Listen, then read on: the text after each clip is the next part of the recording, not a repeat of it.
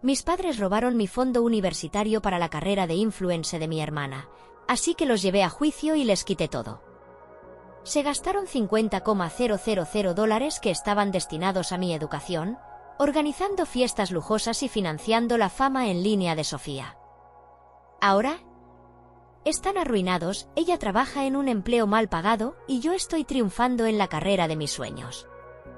Cuando era niña, pensaba que todas las familias funcionaban igual, los padres aman a sus hijos por igual, los apoyan en sus sueños y celebran sus logros. No fue hasta que crecí que me di cuenta de lo equivocada que estaba.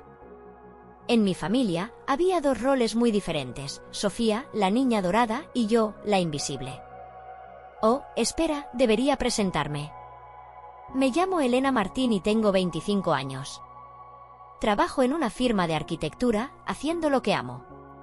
Pero si le preguntas a mis padres, no te dirán mucho sobre mi carrera. Probablemente ni siquiera saben cuál es mi último proyecto. Mi hermana menor, Sofía Martín, tiene 18 años y ha sido el centro del mundo de mis padres desde el momento en que nació. Creciendo, aprendí que la atención, los elogios e incluso el dinero fluían en una sola dirección, hacia Sofía. Yo simplemente estaba ahí. La diferencia entre nosotras se hizo dolorosamente obvia en nuestros cumpleaños. En mi cumpleaños número 16, bajé las escaleras emocionada, pero tratando de no esperar demasiado. Mis padres me entregaron un regalo envuelto en papel arrugado.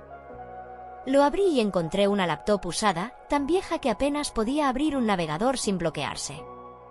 «Eso te servirá para hacer tareas», dijo mi papá. Sonreí y les di las gracias, pero en el fondo sabía que esto no se trataba de lo que yo necesitaba. Se trataba de lo que ellos consideraban suficientemente bueno para mí. Avancemos 2 años hasta los 16 de Sofía. La casa había sido transformada de la noche a la mañana. Mis padres alquilaron un salón entero, contrataron una banda en vivo, un fotógrafo profesional e incluso un servicio de autos de lujo para llevarla a ella y a sus amigas al evento. Llevaba un vestido de diseñador. El pastel era enorme, de 3 pisos, cubierto con decoraciones doradas. En el centro de todo estaban mis padres, radiantes de orgullo. «Nuestra niña está creciendo», decía mi mamá, grabando cada momento para subirlo a redes sociales. Nadie se acordó siquiera de preguntarme cómo me sentía al respecto. Me senté en un rincón, observando cómo miles de dólares se gastaban en una sola noche, mientras mi propio cumpleaños no había sido más que un pensamiento de última hora. El favoritismo no era solo en los regalos, también en el reconocimiento. Desde pequeña me obsesionaba la arquitectura. Mientras otros niños jugaban con muñecas, yo pasaba horas construyendo ciudades en miniatura con bloques. Llenaba mis cuadernos con bocetos de casas, puentes y rascacielos, soñando con diseñar edificios reales algún día. ¿Mis padres? Apenas lo notaban. Mientras tanto, a Sofía le gustaba el baile, y por gustaba, me refiero a que daba vueltas sin ritmo por la sala mientras mis padres aplaudían como si acabara de ganar una medalla olímpica. «Miren qué talento natural tiene», exclamaba mi mamá, viéndola girar sin coordinación. Mientras tanto, mis estructuras meticulosamente construidas eran ignoradas o tiradas a un lado. Era lo mismo en la escuela. Cuando gané el primer lugar en un importante concurso de diseño arquitectónico, pensé que ese sería el momento en que finalmente me verían. Los invité a la ceremonia de premiación con semanas de anticipación, esperando que asistieran. La mañana del evento, le recordé a mi mamá. Apenas levantó la vista de su teléfono. «Oh, cariño, hoy no podemos. Tenemos cosas que hacer». Me quedé ahí, sosteniendo mi certificado, mientras otros padres aplaudían y tomaban fotos con sus hijos. Terminé pidiéndole a la mamá de mi amiga que me tomara una foto. 3 meses después, Sofía se inscribió en un concurso de baile del instituto. Quedó en segundo lugar, ni siquiera en primero. Pero cualquiera habría pensado que había ganado un campeonato mundial. Mis padres le llevaron flores, la llevaron a cenar a un restaurante elegante y publicaron todo en redes sociales. «Nuestra talentosa hija está siguiendo sus sueños», escribieron. Esa noche me senté en la mesa, empujando la comida con el tenedor, preguntándome por qué los sueños de ella importaban más que los míos. No era solo en las celebraciones o los logros, incluso en lo más básico, había diferencias. Cuando mi viejo teléfono dejó de funcionar, tuve que hacer turnos extra en mi trabajo de medio tiempo solo para comprarme otro. Me tomó meses ahorrar. ¿Sofía? Mencionó una vez que quería el último iPhone y se lo compraron ese mismo fin de semana. Lo necesita para su presencia en redes, explicó mi mamá. Las cosas solo empeoraban cuando se trataba de errores. Una vez, después de desvelarme con un proyecto, olvidé sacar la basura. Mi papá me dio un sermón de 45 minutos sobre responsabilidad y madurez. Sofía, en cambio, chocó contra nuestro buzón antes de siquiera tener licencia de conducir. Arreglarlo costó $300. Oh, cariño, todos cometen errores al aprender, rieron mis padres. Era como si viviéramos en dos realidades distintas. Para cuando cumplí 18, dejé de esperar justicia. Sabía las reglas. Sofía era la estrella. Yo era la nota al pie de página. Eso no iba a cambiar. O al menos, eso creía. Porque alguien sí me veía. Mi abuelo. Él vio lo que mis padres no, y años después, intentaría darme lo único que mis padres nunca me dieron: una oportunidad justa. Pero esa es una historia para el siguiente capítulo. El abuelo fue el único que realmente me vio. Mientras mis padres celebraban cada pequeño logro de Sofía, él era quien prestaba atención a lo que me apasionaba, lo que trabajaba y lo que soñaba. No era arquitecto, pero entendía lo que era la pasión, y desde el principio vio la mía. Cuando era niña, pasaba horas conmigo mientras apilaba bloques y diseñaba pequeñas ciudades. Me hacía preguntas con genuino interés y me decía que algún día la gente caminaría por edificios que yo diseñara.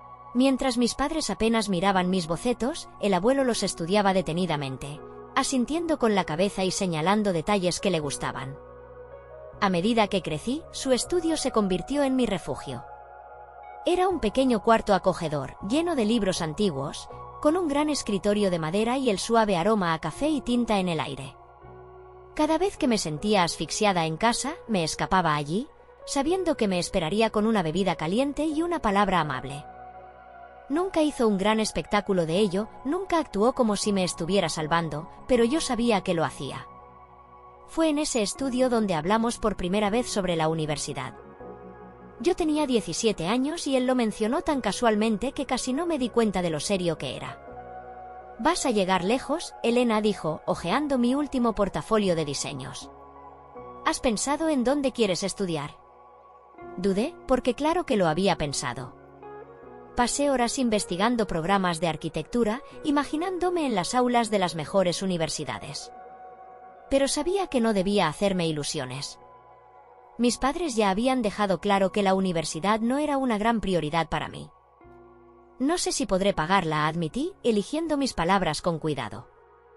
Él dejó el portafolio sobre la mesa y me miró con su típica expresión pensativa. «Ese no es algo de lo que deberías preocuparte», dijo. «Vamos a solucionarlo». Desde ese momento, trabajamos juntos. Cada fin de semana iba a su casa y extendíamos las solicitudes de admisión en su escritorio, llenábamos formularios, investigábamos becas y hacíamos listas de requisitos. Me ayudó a preparar mi portafolio, aunque no supiera mucho sobre arquitectura, y me hacía explicar mis diseños como si estuviera en una entrevista. «Los vas a impresionar», decía, sonriendo. «Puedo verlo desde ya». Mis padres apenas preguntaban por el proceso. Nunca se sentaron conmigo a discutir universidades o ayudarme a organizar plazos. Pero el abuelo sí. Se convirtió en su misión ayudarme a llegar a donde tenía que estar y por primera vez, sentí que alguien de mi familia realmente creía en mí. Una tarde, después de haber enviado la última solicitud, se reclinó en su silla, observándome en silencio por un largo momento. «¿Sabes?», dijo, su voz cálida pero seria. «Algún día, veré tus edificios en postales. Y cuando lo haga, compraré cada una de ellas». Me reí, pensando que bromeaba, pero cuando lo miré, vi pura certeza en sus ojos. No lo decía solo para hacerme sentir bien. Realmente lo creía. Y eso significaba todo. Siempre supe que mis padres no me veían de la misma manera que veían a Sofía, Pero nunca esperé que me quitaran lo único que realmente me pertenecía. El descubrimiento llegó una noche después de un largo día de trabajo. Había estado ahorrando dinero, esperando sumarlo al fondo que el abuelo me dejó para poder finalmente solicitar mi máster. No había tocado la cuenta aún, queriendo asegurarme de tener un plan sólido antes de usar el dinero. Esa noche decidí revisar el saldo, solo para ver dónde estaba. Cuando inicié sesión, mi corazón casi se detuvo. El número en la pantalla no tenía sentido. En lugar de $55,000, apenas quedaban $5,000. Refresqué la página, cerré sesión y volví a entrar, pero nada cambió. El dinero había desaparecido. El pánico me invadió mientras miraba la pantalla. Tenía que haber un error. Quizás el banco se había equivocado, quizás había revisado la cuenta equivocada. Pero en el fondo, ya lo sabía. Esa noche casi no dormí, mi mente girando en círculos con posibilidades. A la mañana siguiente, fui al banco en persona, mis manos temblando mientras pedía el historial de transacciones. El cajero imprimió los extractos, y cuando los revisé, una ola de rabia e incredulidad me golpeó de lleno. Mis padres habían estado vaciando la cuenta durante el último año. Pequeños retiros al principio, luego cantidades mayores, hasta que casi todo desapareció. Esa noche llamé a mi madre, sujetando el teléfono con tanta fuerza que mis dedos dolían. «Hola», dije, tratando de mantener la voz estable. Revisé el fondo universitario del abuelo y la mayoría del dinero ya no está. ¿Sabes qué pasó? Hubo una larga pausa antes de que hablara, su tono inmediatamente a la defensiva. ¿Cómo que no está? ¿Estás segura de que revisaste la cuenta correcta? Le dije que había ido al banco, que había visto los retiros. Suspiró, como si yo fuera la que estaba siendo irracional. Lo usamos para los 16 de Sofía, dijo, como si fuera lo más obvio del mundo. Sentí como si me hubieran golpeado en el estómago. ¿Gastaron $50,000 en una fiesta de cumpleaños? Mi voz se quebró, pero a ella no pareció importarle. No fue solo la fiesta, añadió, como si eso lo hiciera mejor. Hubo muchos gastos, el salón, el catering, la decoración. Además, le compramos un coche. Todavía estaba tratando de procesarlo cuando soltó el golpe final. Y también usamos algo para el viaje a Europa. Tuve que sentarme. El viaje familiar a Europa del que ni siquiera había sabido y mucho menos sido invitada, se había pagado con el dinero que mi abuelo había guardado para mi educación. Tragué saliva con fuerza, tratando de mantener la calma. Ese dinero era para mi máster. Mi madre volvió a suspirar, como si yo estuviera exagerando. «Tienes un trabajo, Elena. Ya no lo necesitabas. Los 16 solo se cumplen una vez. Queríamos hacerlos especiales para ella». Colgué sin decir una palabra más. Me quedé sentada en la casa que mis abuelos me habían dejado, rodeada de sus recuerdos, sintiendo una traición tan profunda que casi me hizo enfermar. Mi abuelo había confiado en ellos. Había ahorrado ese dinero porque sabía que mis padres no priorizarían mi educación y le habían dado la razón. Habían tomado algo destinado a mi futuro y lo habían gastado como si no significara nada, como si mis sueños no importaran. Pasé toda mi vida esperando justicia, esperando el día en que mis padres me vieran como veían a Sofía. Esa noche, comprendí que eso nunca iba a suceder. Pasé días atrapada en una niebla de rabia e incredulidad, repitiendo en mi cabeza las palabras de mi madre una y otra vez. Me habían robado. No había otra forma de decirlo. Mi abuelo había dejado ese dinero para mi educación porque sabía que mis padres no lo harían, y en lugar de respetar su voluntad, lo gastaron en la fiesta de Sofía, en su coche y en un viaje de lujo. Quería gritar, romper algo, hacer que sintieran al menos una fracción de lo que yo sentía. Pero ningún arrebato de ira iba a traer de vuelta el dinero. Llamé a un abogado. Ni siquiera sabía por dónde empezar, pero necesitaba a alguien que entendiera este tipo de situación. Le expliqué todo, cómo mi abuelo había creado la cuenta, cómo mis padres tenían acceso como beneficiarios secundarios, cómo la habían vaciado sin siquiera decírmelo. Escuchó atentamente y luego me dijo que, aunque no sería fácil, tenía un caso sólido. Las intenciones de mi abuelo eran claras y mis padres habían abusado de su acceso a la cuenta. Legalmente, esto se consideraba una violación del deber fiduciario, una forma elegante de decir que no tenían derecho a usar ese dinero como lo hicieron. Cuando mis padres recibieron la notificación legal, estalló el caos. Mi madre me llamó en cuestión de horas, su voz afilada por la furia. «¿Qué demonios estás haciendo?», gritó. «¿Vas a demandar a tu propia familia?». Me mantuve tranquila, sujetando el teléfono con tanta fuerza que mis nudillos se pusieron blancos. «Solo estoy recuperando lo que es mío», dije. «Lo que el abuelo dejó para mí». Ella resopló. «Él quería que ese dinero fuera para la familia». «No», respondí con firmeza. «Quería que yo hiciera mi máster». Me lo dijo él mismo. Y fue entonces cuando empezaron las mentiras. De repente, mis padres recordaban que el abuelo había cambiado de opinión antes de morir. Según ellos, se había dado cuenta de lo caro que era todo y decidió que el dinero debía usarse para el bien de la familia.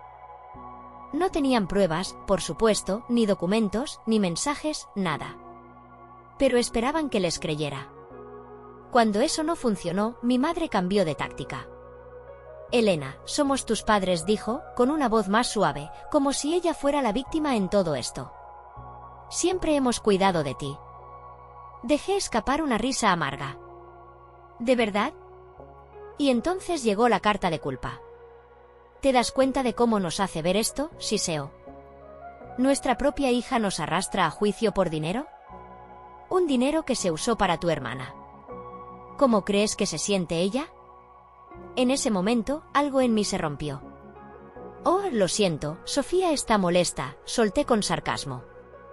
«¿Tuvo un mal día en su coche nuevo, pensando en su viaje de lujo?». «Pobrecita». Mi madre jadeó, como si la hubiera abofeteado. «No puedo creer que seas tan egoísta». «Egoísta». Esa palabra resonó en mi cabeza mucho después de que colgué. Así es como me veían. No como su hija que había trabajado duro y merecía el futuro que el abuelo había querido para mí. No como alguien a quien habían traicionado. Solo una molestia. Las consecuencias no tardaron en extenderse. Mi madre no pudo mantener la boca cerrada y pronto toda la familia lo supo. Mi tía me llamó para sermonearme sobre la lealtad familiar. Mi tío me envió un mensaje largo sobre cómo el dinero no lo es todo. Mis primos, la mayoría de los cuales nunca habían mostrado interés en mi vida, de repente tenían opiniones sobre cómo estaba destruyendo la familia. Yo era la enemiga pública número 1. Pero no me importaba. Por primera vez en mi vida, no estaba dejando que me pasaran por encima. Estaba defendiendo lo que era mío. Y no iba a retroceder. A medida que avanzaba la batalla legal, mi abogada comenzó a investigar los registros bancarios, y lo que encontramos era aún peor de lo que imaginaba. El dinero no solo se había gastado en la fiesta de los 16 de Sofía, el coche y el viaje a Europa. Mis padres también habían usado miles de dólares en clases privadas de baile, cursos de marketing en redes sociales, entrenamiento para influencers y múltiples sesiones fotográficas profesionales. Habían estado desviando dinero para su carrera de influencer, pagando consultores para que la ayudaran a hacer crecer su marca e incluso habían dado un adelanto para alquilar una casa de creación de contenido. Era repugnante. Habían apostado mi futuro por la absurda idea de que Sofía se haría famosa, y lo hicieron con dinero que nunca les perteneció. Mi abogada estaba encantada, esto no solo era un gasto irresponsable, era un claro abuso de fondos, y el caso contra ellos se hacía cada vez más fuerte. Cuando los enfrentamos con la evidencia, mi madre, por supuesto, intentó justificarlo. Fue una inversión, dijo, como si gastar mi fondo universitario en la cuenta de Instagram de Sofía fuera lo mismo que poner dinero en un plan de ahorro universitario. Un solo vídeo viral y podría mantenernos a todos. Incluso el mediador parecía atónito cuando lo dijo. Mi padre, sentado a su lado, no dijo nada. Solo miraba la mesa, dándose cuenta por primera vez del lío en el que se habían metido. Las opiniones dentro de la familia empezaron a cambiar. Al principio, todos se pusieron del lado de mis padres, llamándome egoísta, actuando como si estuviera traicionando a mi propia sangre. Pero una vez que salió la historia completa, algunos empezaron a dudar. Mi prima Julia, que siempre había sido callada en las reuniones familiares, me escribió en privado. Admitió que había visto el favoritismo durante años, pero nunca había tenido el valor de decir algo. Ahora, después de ver lo que habían hecho, estaba de mi lado. Incluso mi tía Margarita, que al principio me había regañado por demandar a mis padres, se quedó en silencio cuando vio los estados de cuenta bancarios. Mi madre había intentado manipular la historia para la familia, haciéndolos creer que yo era avariciosa, pero cuando accidentalmente reveló los registros reales, todo se le volvió en contra. Los números no mentían. Habían gastado más de $50.000, y casi todas las transacciones estaban vinculadas a la carrera de influencer de Sofía. Sofía, por supuesto, tuvo un colapso. Subió vídeos llorando a redes sociales sobre cómo yo estaba destruyendo a la familia, y cómo ahora le estaban arrebatando oportunidades. Rabiaba sobre lo injusto que era que yo la hiciera sufrir solo porque estaba celosa de su éxito. Pero sus seguidores no lo compraron. Las mismas personas que antes la apoyaban empezaron a volverse en su contra. No eran niños ricos con todo servido en bandeja de plata, eran jóvenes normales que trabajaban por lo que tenían. Y ahí estaba Sofía, lloriqueando por perder contratos con marcas cuando el dinero que los financió me lo robaron a mí. Los comentarios cambiaron rápidamente. «¿Tu hermana pagó tu carrera de influencer con su fondo universitario?», escribió alguien. «Tal vez consigas un trabajo real como el resto de nosotros», respondió otro. Su engagement cayó en picada. Las marcas dejaron de contactarla. Perdía seguidores todos los días. Intentó hacer control de daños, intentó hacerse pasar por la víctima. Pero era demasiado tarde. Su imagen cuidadosamente construida estaba rota. Mientras tanto, mis padres se desmoronaban. Las facturas legales se acumulaban y empezaban a sentir el peso de sus decisiones. Sus ahorros se estaban agotando, y como mi padre había firmado varios gastos a nombre de Sofía, ahora estaban atrapados con deudas enormes. Habían apostado todo por el futuro de Sofía, asumiendo que ganaría suficiente dinero para mantenernos a todos, y ahora ese sueño se estaba desmoronando. Mi madre ya no publicaba en Facebook nada de sus largas publicaciones sobre su familia perfecta, nada de elogios a los talentos de Sofía. El silencio era ensordecedor. Mi padre, por primera vez en su vida, parecía un hombre derrotado. Las personas que antes eran sus amigos empezaron a distanciarse, sin querer verse asociados con ellos después de que todo salió a la luz. La familia que alguna vez me hizo sentir como la villana ahora veía a mis padres arder, y yo no iba a apagar el fuego. El colapso llegó más rápido de lo que esperaba. Sofía, por primera vez en su vida, tuvo que enfrentarse a la realidad. Con su carrera de influencer destruida y sin dinero ilimitado financiando su estilo de vida, no tuvo más remedio que conseguir un trabajo real. La misma chica que solía burlarse de la gente que trabajaba en tiendas, la misma que una vez me dijo que preferirían morirse antes que trabajar en una cafetería, ahora llevaba uniforme y preparaba cafés por salario mínimo. No pasó mucho tiempo antes de que empezaran sus quejas. Se quejaba de los clientes groseros, de tener que estar de pie todo el día, de tener que pedir permiso para tomar descansos. Pero ya nadie la escuchaba. La simpatía que esperaba no estaba allí. Sus seguidores habían desaparecido y la gente en su vida real, nuestros parientes, sus antiguos amigos, habían visto demasiado como para tomarla en serio. Era solo otra chica de 18 años con cuentas por pagar y por primera vez no podía esconderse detrás del dinero de mis padres. Mientras tanto, mis padres se estaban desangrando financieramente. El juicio duró meses y cuando finalmente se resolvió, no les quedó nada. Tuvieron que vender propiedades que habían estado guardando, tiempos compartidos de vacaciones, inversiones secretas que aseguraban que eran parte de su fondo de emergencia. Incluso el coche de Sofía tuvo que venderse. La ironía no se me escapó. El coche que compraron con mi fondo universitario, el que casi nunca usó porque prefería que mis padres la llevaran a todas partes, ahora había desaparecido. Mi madre peleó por ello, por supuesto. Intentó argumentar que no era justo, que Sofía lo necesitaba, pero no tenían otra opción. Se habían cavado un hoyo financiero tan profundo que ni siquiera su desesperación podía sacarlos de él. El juicio terminó exactamente como quería. Recuperé mi dinero. La cantidad completa, más los costos legales.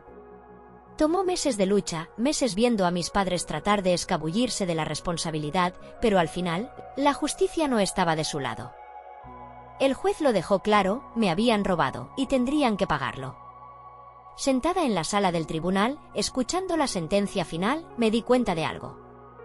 Esto nunca se trató solo del dinero. Nunca lo fue. Se trataba de probar que yo importaba. Que no podían simplemente ignorarme y esperar que me quedara callada.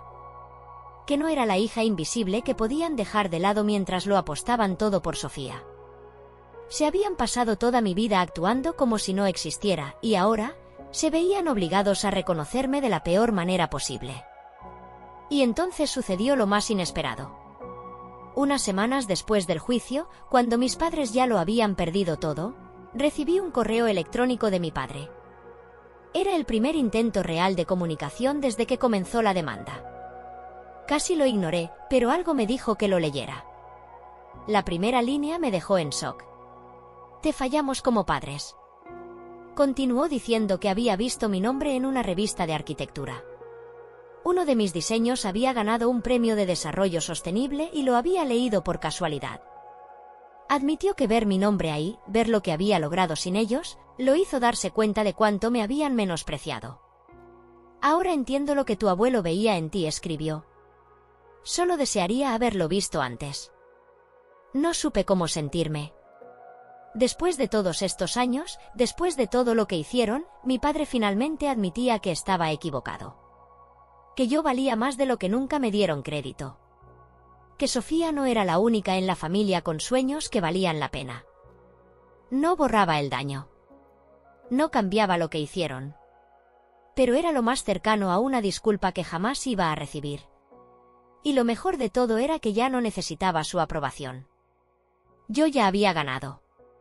Con el juicio detrás de mí y el dinero recuperado, finalmente tenía la libertad de hacer lo que mi abuelo siempre quiso, invertir en mi futuro.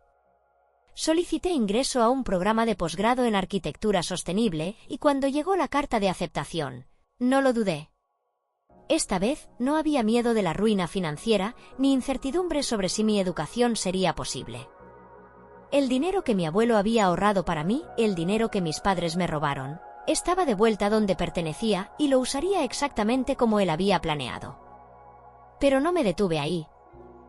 Durante el juicio, me conecté con muchas personas que habían pasado por luchas similares, hijos cuyos padres les habían robado, familias donde el favoritismo había destruido relaciones, personas que habían sido tratadas como si sus sueños no importaran.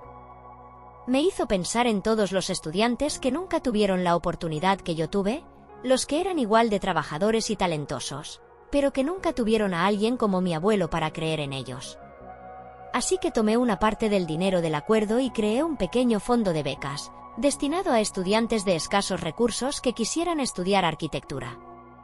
No era mucho al principio, pero era algo, y se sentía bien transformar algo tan terrible en algo significativo. Sofía también cambió. No de la noche a la mañana, no en un momento dramático y lleno de lágrimas, sino poco a poco, con el tiempo. Seguía trabajando en la cafetería, seguía asistiendo a una universidad pública en lugar de la costosa universidad que mis padres le prometieron. Pero algo en ella era diferente ahora. Ya no se quejaba tanto. Ya no actuaba como si el mundo le debiera todo. Una tarde, apareció en mi casa después de su turno, luciendo agotada, su uniforme manchado de café. Se sentó frente a mí, jugando con sus manos antes de levantar la vista. Ahora lo entiendo, dijo. ¿Por qué luchaste tanto? No era por el dinero. Era por ser vista.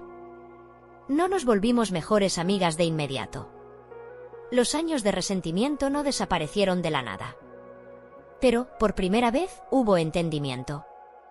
Ella había pasado toda su vida obteniendo todo lo que quería sin consecuencias, y ahora estaba aprendiendo lo que significaba trabajar por algo. Ya no era la niña que hacía berrinches por los likes en Instagram. Estaba madurando, y por mucho que la odié por años, podía ver que no todo fue su culpa. Nuestros padres la prepararon para fracasar tanto como me ignoraron a mí.